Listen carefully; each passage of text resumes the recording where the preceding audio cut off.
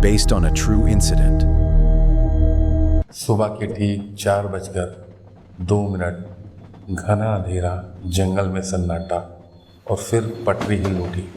एक ऐसी टक्कर से जिसने 700 टन वजनी ट्रेन को भी रोक दिया। लेकिन ये सिर्फ एक एक्सीडेंट नहीं था, ये था इंसान और जंगल के बीच चल रही एक खामोश जंग का विस्फोट। और आज हम आपको दिखाएंगे उस रात क्या हुआ था जिसे आज भी रेलवे छिपाना चाहता है। यह है नंदा देवी एक्सप्रेस की वो रात जो मौत बनकर आई थी। यह रात थी 19 अप्रैल 2019।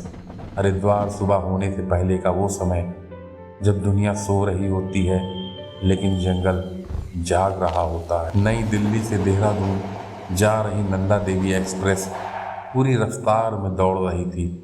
ट्रेन के अंदर सैकड़ों यात्री गहरी नींद में थे। किसी को अंदाज़ा भी नहीं था कि कुछ सेकंड बाद सब कुछ बदलने वाला है।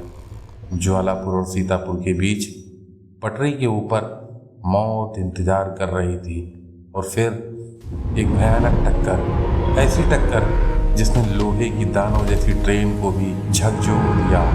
लेकिन ट्रेन से नहीं, टकराए थे जंगल के अफीर राजा, दो विशालकाय नर हाथी। टक्कर इतनी जबरदस्त थी कि दोनों हाथियों के शरीर और 20 मीटर दूर जाकर गिरे। उनके मजबूत दांत टूटकर बिखर गए और कुछ ही सेकंड में जंगल के दो जीवित पहाड़ हमेशा के लिए शांत हो गए। लेकिन असली कहानी अभी शुरू हुई थी। जांच में पता चला यह कोई सामान्य रेल ट्रैक नहीं था, यह था हाथियों का सदियों पुराना रास्ता, एक एक्टिव एलिफेंट कॉरिडोर, यानी जंगल से पानी पीने और पार जाने का उनका प्राकृतिक मार्ग। अब सोचिए, अगर यह हाथियों का रास्ता था तो ट्रेन फुल स्पीड में क्यों दौड़ रही थी? जवाब चौंकाने वाला था। जहां हादसा हुआ वह इलाका नेशनल पार्क की आधिकारिक सीमा से थोड़ा बाहर था और कानून के हिसाब से वहां स्पीड लिमिट लागू नहीं थी। मतलब हाथियों को पता नहीं था कि सीमा कहाँ ख़त्म होती है, लेकिन इंसानों ने कागज़ पर लाइन खींच दी थी और यही लाइन मौत बन गई। सबसे हैरान करने वाली बात, फॉरेस्ट डिपार्टमेंट पहले ही चेतावनी दे चुका था। रेलवे को पता था हाथी यहाँ से गुजरते हैं। यह हादसा पहला नहीं था, इस रूट पर पहले भी कई बार हाथी ट्रेन से टकरा चुके थे। फिर भी कुछ नहीं बदला।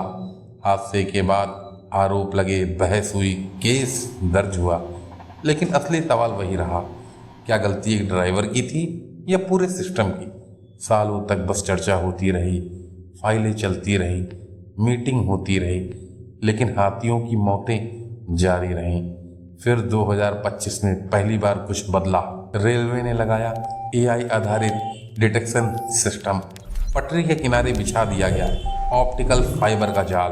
अब अगर कोई हाथी ट्रैक के पास आता है तो सिस्टम तुरंत अलर्ट भेज देता है। लोको पायलट, स्टेशन मास्टर और फॉरेस्ट टीम सबको रियल टाइम सूचना मिलती है। टेक्नोलॉजी ने पहली बार जंगल की आवाज़ सुन ली। लेकिन क्या यह सच में समाधान है?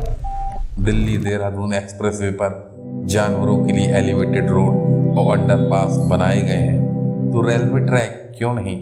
क्या सिर्फ अलर्ट काफ़ी है या टकराव रोकने के लिए रास्ते अलग करने होंगे? क्योंकि सवाल अभी भी जिंदा है। क्या विकास और वन्य जीवन साथ चल सकते हैं या हर नई रफ्तार किसी जंगल की कीमत पर मिलेगी? और शायद अगली टक्कर अभी भी कहीं इंतजार कर रही है। अगर आप भी ऐसी सच्ची कहानियां जानना चाहते हैं जो अक्सर फाइलों में दबा दी जाती हैं, तो चैनल को अभी सब्सक्राइब करें, क्योंकि अगली बार हम फिर लाएंगे एक और सच जो आपको सोचने पर मजबूर कर देगा।